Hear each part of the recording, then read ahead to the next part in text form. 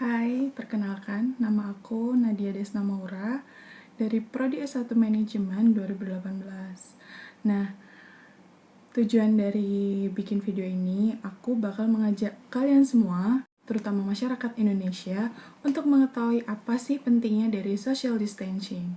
Nah, hari ini aku sebagai mahasiswa, hari ke-10 kita semua dirumahkan, dan kita melakukan social.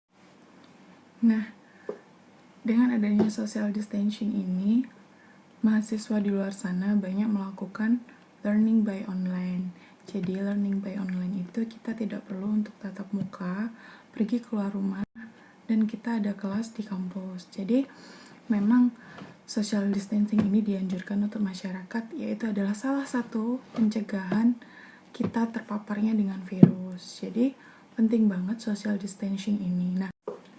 Nah, anjuran dari pemerintah saat kita melakukan social distancing ini, apa sih hal yang perlu kita lakukan? Yang pertama, kita tidak perlu berjabat tangan. Yang kedua, kita menjaga jarak. Jadi itulah pentingnya anjuran yang dikeluarkan oleh pemerintah. Karena apa? Karena virus COVID-19 ini tidak terlihat secara klinis. Jadi mengapa kita harus memberi jarak saat kita berinteraksi dengan orang di luar sana? Ya, karena itu tadi, virus ini sangat cepat menyebar dan tidak ada gejala secara klinis yang bisa kita ketahui dari luar.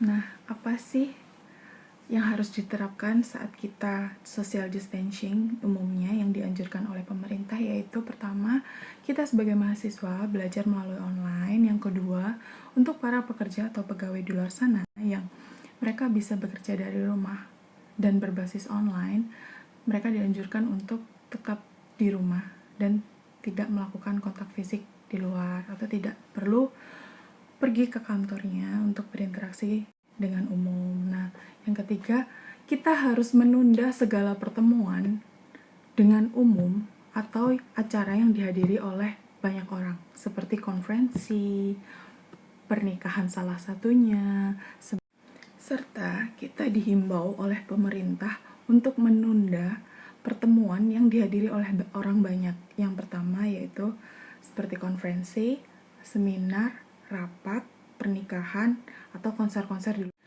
Nah, next topic, apa sih persiapan yang perlu dilakukan saat kalian melakukan social distancing? Yang pertama, kalian harus benar-benar merencanakan kegiatan. Kegiatan apa? Misalnya, kalian harus berbelanja kebutuhan rumah yang biasanya kalian lakukan di hari weekend. Itu sangat-sangat tidak mungkin karena bakal ada pertemuan secara umum yang membahayakan kita semua. Jadi lakukanlah. Nah, yang biasanya dengan berbelanja kebutuhan dilakukan di hari libur atau di hari weekend, gantilah di hari biasa dan di luar jam sibuk. Di situ, itu adalah salah satu upaya kita menghindari pertemuan dengan umum. Yang kedua, kita semua harus menyediakan obat-obat yang kita perlukan jika kita memang dalam keadaan yang tidak sehat. Dalam arti tidak ada gejala-gejala yang hampir menyerupai kita terpapar oleh COVID-19, kita bisa menyediakan obat-obat tersebut dan tidak perlu pergi ke rumah sakit atau ke apotek sementara. Penyakit yang tidak menyerupai gejala terpaparnya COVID-19, seperti misal kita menderita penyakit MAH. Nah, kita tidak perlu ke rumah sakit, hanya sediakan resep dokter yang biasa kita terima atau kita mengkonsumsi obat-obat yang biasanya kita minum. Nah, tips terakhir yang paling penting adalah kita harus mempersiapkan akses internet dengan baik. Nah, jika kita atau saya sebagai mahasiswa diharuskan untuk belajar di rumah, jadi untuk menunjang keberhasilan atau kelancaran kita belajar, maka harus didukung dengan internet yang lancar. Begitupun juga pegawai-pegawai yang melakukan work from home. Nah, social distancing ini mungkin sedikit, dengan adanya social distancing ini mungkin menyebabkan aktivitas kita semua sedikit terganggu. Namun, Ini adalah cara yang cukup efektif untuk mencegah penyebaran virus tersebut.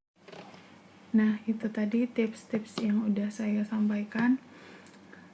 Tapi itu semua tergantung dengan kesadaran kita sendiri. Jadi, saya karena kita bisa memutus rantai penyebaran itu dengan kita tidak hadir di umum, tidak hadir di pertemuan dengan orang banyak. Nah, itulah yang memang harus kita lakukan. Nah, yang paling penting juga kita harus tetap menjaga badan kita untuk terus fit. Yang kedua, jangan lupa untuk mengonsumsi vitamin. Yang ketiga, minum dan makanan yang bergizi.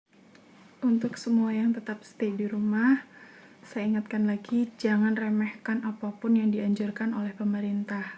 Itu demi kebaikan kita semua.